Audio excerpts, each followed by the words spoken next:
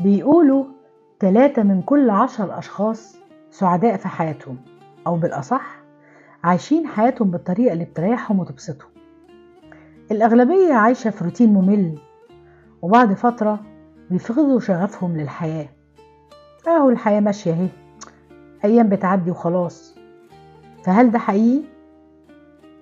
لو هتفضل زي ما انت وتعمل نفس التصرفات، يبقى على رأي أينشتاين الجنون انك تفضل تعمل نفس الحاجة مرارا وتكرارا وتتوقع نتيجة مختلفة. بالتالي احنا محتاجين تغيير كل فترة، ممكن رحلة، ممكن هواية، اي نشاط ممكن يساعدنا عشان نكسر الاول الروتين الممل.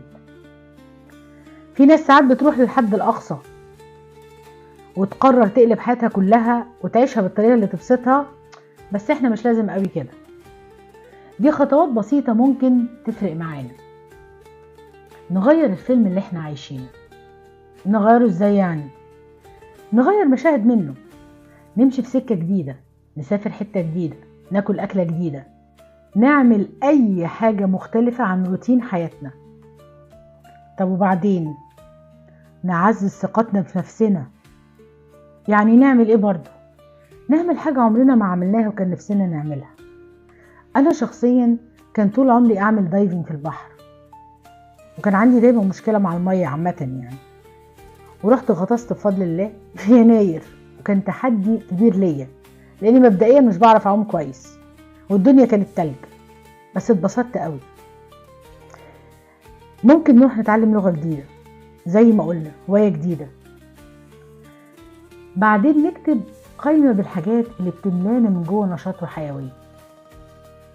يعني أنا في أوقات بيبقى فعلا ماليش نفس إن أنا أشتغل، بس في كورس مهم لازم أخلصه وحاسة مفيش جوايا أي طاقة. بقوم مسافرة حتة على البحر وبحط روتين للأيام دي مختلف، وده بيفرق معايا كتير وبيساعدني أخلص كل اللي أنا عايزاه. أهم حاجة إنك تفتكر إن تغيير بسيط ممكن يعمل فرق كبير، وعشان الدنيا سحلانة معاها فمحطتنا الجاية بإذن الله هنشوف إزاي نبقى مشغولين بس مش مسحولين.